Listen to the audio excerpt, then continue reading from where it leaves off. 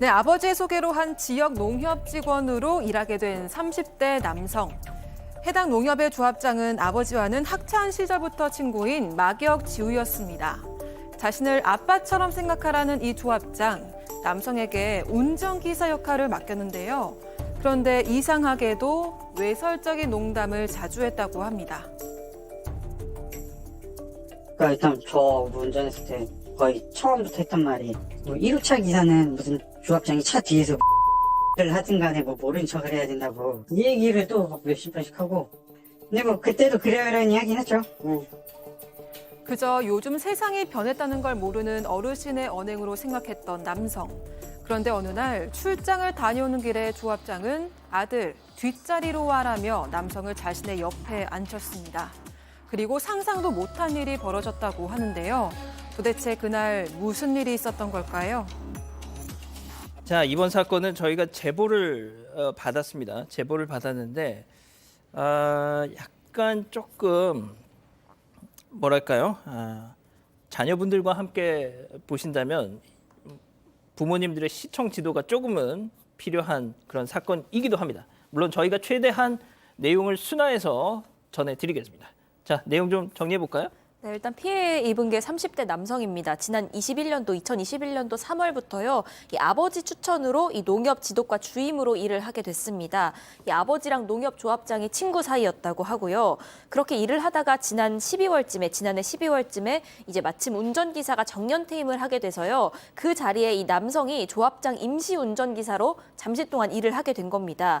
그렇게 일을 해오다가 지난 2월 7일에 직원이라든지 대의원들이랑 식사 마치고 조합장이 좀 데려다 달라 이렇게 얘기를 해서 데려다 주는 과정에서요. 이 조합장이 잠깐 얘기를 하자면서 주차장에 차 세우고 뒷좌석으로 오라고 했습니다. 그리고 그 상황에서 성추행이 있었던 겁니다. 자, 다시 한번 말씀드리지만 저희가 제보를 받고 전해드리는 사건입니다. 세 번째 사건 체크포인트 짚어보죠. 아들 같아서. 자, 당시 그 상황, 주차장에서 벌어졌던 상황에 대한 녹취가 있습니다. 먼저 잠깐 듣고 가시죠. 오빠가 너구나 반드시 쓴다. 그렇죠. 아닌 것 같은데. 아이고 새끼 참. 그렇죠. 음식물 뺏고 잘안 가죠? 물론. 찾고 싶은 친구 소개하고 싶은 분들은요. 슈가. 아빠가 우리 아들 오늘 하나에 믿고 불만 없지? 근데? 솔직히 얘기해 시키야. 나 없습니다. 이 사람 통에 그말 생각이 있나 한번 물어봐. 알겠습니다. 내가 그거는 바로 치고 싶고 있습니다. 자, 그러니까 지금 이 상황이 어떠냐면 성추행이 벌어지기 전의 상황 그리고 벌어지고 난 이후의 상황을 이렇게 붙여서 뭐 전해드린 거예요. 그렇죠. 그 원래 그 그냥 날것의 그 음성은 정말 저희가 차마 방송에서 전해드릴 수가 없는데 조금만 설명해 주시죠. 그렇죠. 앞뒤 상황입니다. 처음에 나온 내용은 성추행 전에 대화 내용이고 뒤에는 성추행 이후의 대화 내용인데 이 뒷자리에서 두 사람이 앉아서 뭔가 만져도 되냐 이런 얘기도 했다 그러고요. 또 그리고 노출을 좀 해달라고 요청을 했다라고 합니다. 그래서 계속적으로 이 조합장이 이 피해자한테 성희롱, 강제추행을 했고 특히 지금 계속 대화에도 나오고 있지만 우리 아들이라는 얘기도 쓰고 아빠라는 얘기를 쓰면서 자꾸 보여달라 이런 것들을 강요하면서 좀 성추행을 했던 걸로 좀 보입니다.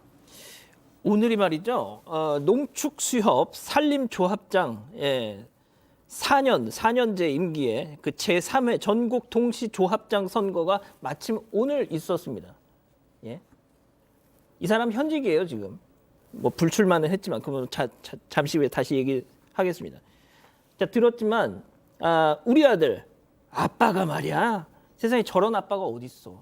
어디 있어요? 친구의 아들이지 않습니까? 그러면은 친구 아들이라 그러면은 내 아들이라고 생각한다면은 실제적으로 잘해줘야 되는데 강제 채용을 했다. 근데 그거를 부인 못하는 게 알다시피 강제 채용을 할 때 블랙박스에 그 내용이 들었다는 거 아닙니까? 그러니까 이런 아빠가 있는 건 말도 안 되지만은 아니 그 제 생각 이해 안 가는 거는 차 안에 블랙박스가 있는데도 불구하고 저런 행동을 했다.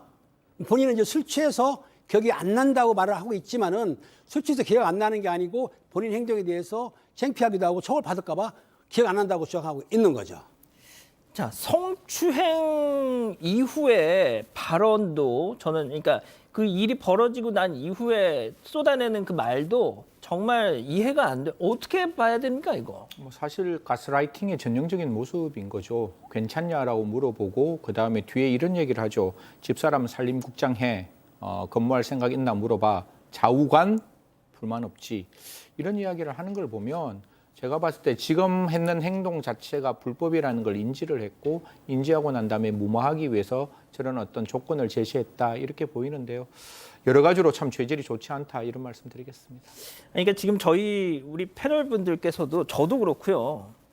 그러니까 너무 어처구니 없는 상황이기 때문에 저희가 그동안 전해드렸던 어떤 성추행 사건 뭐 이런 것과는 또 완전히 또 결을 달리하는 사건이기 때문에 저희도 좀 어안이 벙벙한 상황입니다. 자, 그런데 이 피해자에 따르면 임시 운전기사 일을 시작하면서 조합장이 그동안 했던 말들이 좀 있다고요? 네, 그 일 시작한 초반부터요. 이 언어적으로도 어떤 이 외설적인 농담에 가장한 성희롱도 있어 왔다고 합니다. 이 전해드리기 좀 조심스럽지만 일부만 전해드리면요. 뭐 1호차 기사라면 조합장이 차 뒤에서 뭘 해도 모르는 척을 해야 된다. 뭐 이런 얘기들을 해왔다고 합니다. 제가 진짜 조합장이라는 자리가 얼마나 대단한 자리인지는 모르겠습니다만 방금 그 말씨지 다시 한 번만 띄워주세요. 예, 1호차 기사. 보통 뭐 VIP나 대통령 뭐 이런 거 할 때 뭐 1호차 막 이러는데 세상에 무슨 모르겠습니다. 제가 뭐 조합장이 뭐 정말 얼마나 대단한 자리인지는 모르겠습니다만 본인 스스로 저런 말을 했다는 게 정말 어처구니가 없어요. 자, 그런데 이번 사건을 저희가 이 준비한 이유가 있습니다. 성폭력의 피해자는 여성뿐만이 아니라 남성이기도 하다. 저는 매번 말씀드리지만 특히 어떤 성폭력 범죄에서 우리가 옛날에는 부녀, 그러니까 성폭행의 대상은 피해자는 부녀였는데 그 법을 바꾸었습니다. 이제는 사람이라고 형법에도 바꾸어서 적어놓고 있습니다. 과거에는 강간이라는 걸 정조에 관한 죄라고 정말 말도 안 되는 단어를 썼던 적도 있는데 지금은 강간과 강제추행에 관한 죄, 사람에게 강간과 강제추행 이렇게 바꾸었는데요.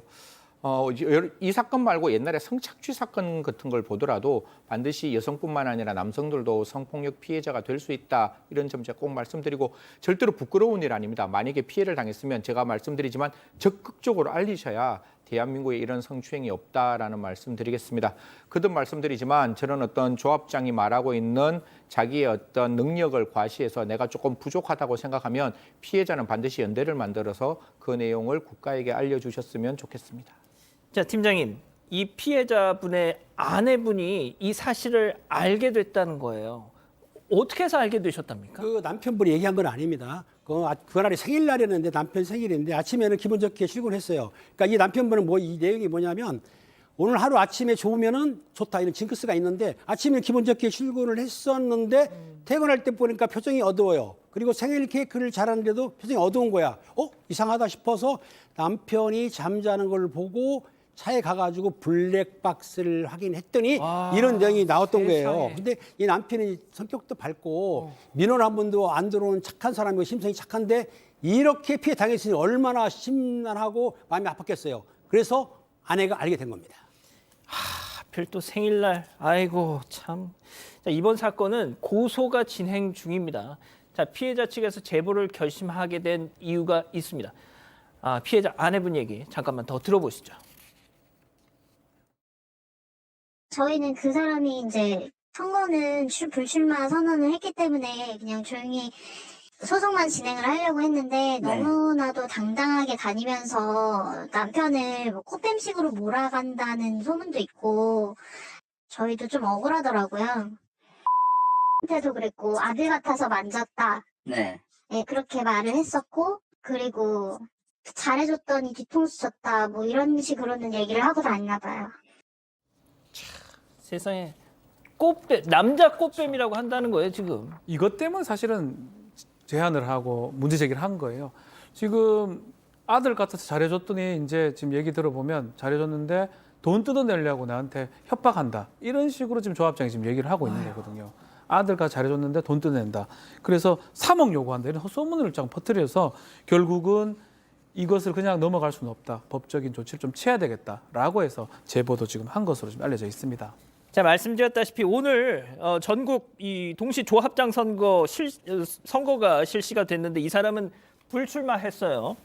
자, 가장 중요한 거 저희가 농협 뭐 무슨 새마을금고 수협 등등 이런 유사한 사건을 얼마나 지금 몇 번째 전해드리는지 모르겠는데 자, 일단 오늘은 농협이니까 농협중앙회에서 이 사건에 대해서 알고 있습니까?